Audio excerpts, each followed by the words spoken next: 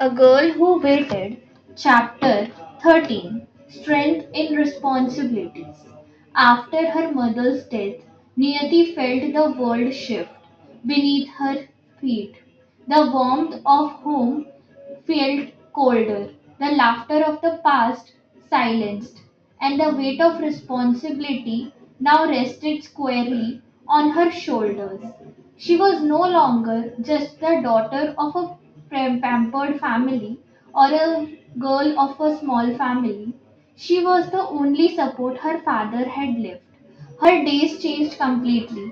Every morning, Niyati woke before sunrise, often sitting quietly on the edge of the bed for a moment, letting her reality sink in her before starting the day. She prepared breakfast carefully, ensuring her father ate well before starting the day. She checked his medications, monitored his health, and quality and quietly carried the emotional burden of as she could not show.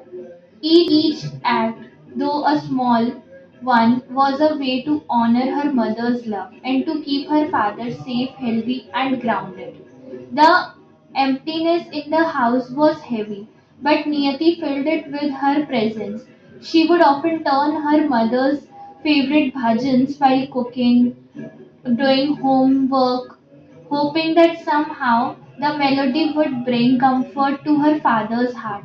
Sometimes she would pause while setting the dining table, her eyes falling on the empty chair her mother once occupied, and she would smile herself and she would remind herself to stay strong because her father needed the strength more than ever.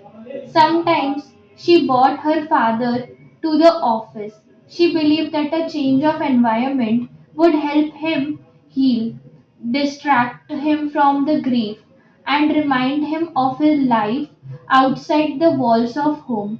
Papa, she said one morning, come to the office with me. I need your guidance and I want you to see how far we have come. Though hesitant at first, he agreed, trusting his daughter's judgment. The office, once just a workplace, became a bridge of healing for both father and daughter. Employees admired her, not only for her leadership, but for the grace with which she carried her pain. She greeted everyone, from the security guard to the senior manager, with warmth and respect in a city where everyone ambition often bred ruthlessness. Niyati's sincerity and humility set her apart. Her colleagues often whispered to each other about her resilience. They had seen leaders rise and fall, but in Niyati they saw something different. A woman who could lead without arrogance, who could be firm without being harsh, and who could inspire simply by being herself. Competitors tried to undermine her, but she worked harder, focused more, and never let challenges shake her decisions and dedication. Every challenge that came her way only sharpened her resolve. Every business, her father became her silent partner. Niyati involved him in business meetings, decisions, sought his advice, and treated him as a respected guide while shielding him from stress. She would bring files to him, sit by his side, and patiently listen to his opinions. His wisdom, though softened by grief, still gave her strength in the way she nurtured him as he once nurtured her, and the bond between them deepened. At the end of each long day, after meetings, plannings, and guiding her own growing company, Niyati would visit the temple. Then, in quiet moments of prayer, she sought straight to heal the broken pieces of her heart, to face life's uncertainties, and to continue being the pillar her father now depended on. Her prayers were not just for herself, but for the family she had once lost and the father she now protected. Often lit a diya for her mother, whispering a silent promise to live a life that would make her proud.